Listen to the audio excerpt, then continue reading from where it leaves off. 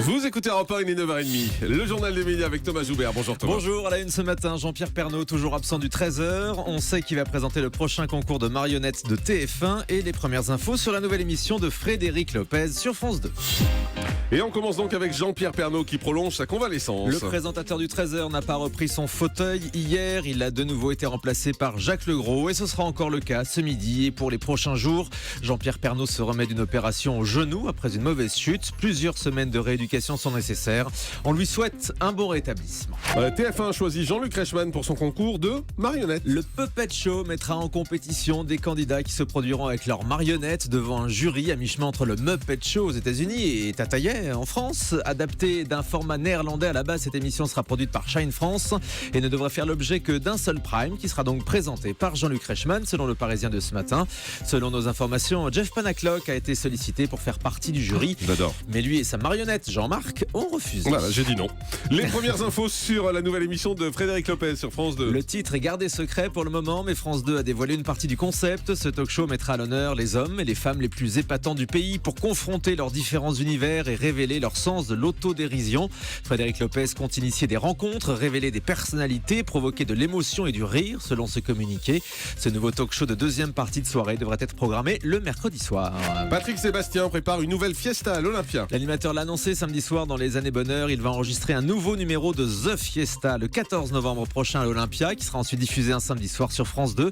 Comme l'année dernière, tout le public sera déguisé. L'animateur recevra tous ses amis. Sont déjà annoncés Hervé Villard ou encore Collectif Métissé. TF1 va enregistrer de nouveaux numéros du Grand Blind Test avec Lolo. Laurence Boccolini nous l'avait annoncé il y a quelques semaines sur Europe 1. Après les bonnes audiences de cet été, son émission musicale va revenir d'ici la fin de l'année. Des nouveaux numéros seront enregistrés les 12, 13 et 16 novembre prochains, selon un site chargé de recruter du public. On espère juste que l'émission sera diffusée un peu plus tôt que cet été, car elle a été programmée très tard, après minuit, le vendredi soir. Et puis TF1, ça je l'ai déjà dit, l'hypnotiseur Mesmer repart lui aussi en tournage. Mais c'est aussi sur TF1, le fascinateur, comme on l'appelle, sera prochainement aux commandes d'un 4e numéro de Star sous hypnose avec Arthur. L'enregistrement est prévu le 6 novembre prochain. De nouveaux invités ont accepté de se prêter à l'expérience de l'hypnose. Et puis une nouvelle fiction en préparation sur TF1. Ce sera de nouveau l'adaptation d'un roman à succès d'un auteur américain après Une chance de trop, adapté d'Arlan Coben, qui sera programmé jeudi prochain. La Une prépare cette fois l'adaptation du livre de Douglas Kennedy, Une relation dangereuse, selon Télé 2 Semaines. L'histoire d'une passion amoureuse entre deux journalistes qui va virer au drame.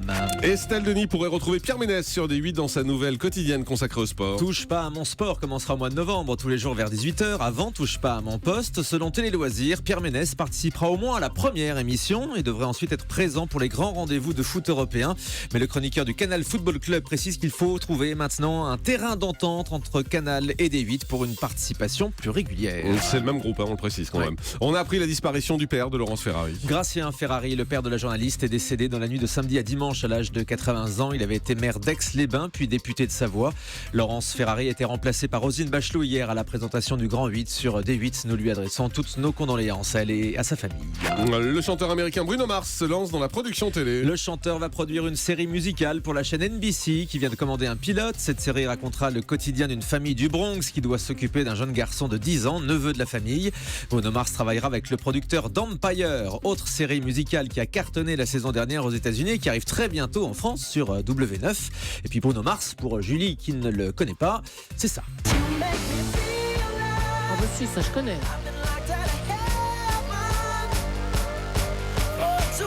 Ça réveille.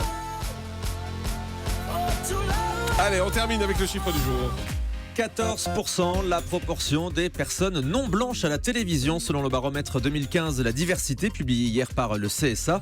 C'est un chiffre qui stagne depuis 5 ans. Le Conseil note que ces personnes non blanches, c'est le terme utilisé par cette étude, ces personnes sont souvent présentées sous un mauvais jour dans les programmes, la fiction, l'info et les documentaires. Et puis le taux de personnes handicapées demeure aussi particulièrement faible sur le petit écran avec seulement 0,4% des personnes qui apparaissent. Il y a encore donc des efforts à faire. Je déteste cette distinction avec les personnes non blanches, je trouve ça affreux parce qu'à un moment où on explique minorité visible avant, ouais, non, mais même, ça veut dire quoi minorité visible quoi, voilà, à partir du moment c'est très difficile de faire des quotas en plus. Bah oui, on va pas faire des quotas sur la couleur, vous êtes quoi, un peu bronzé, un peu mat, enfin ça rappelle de sombres discours. Merci beaucoup.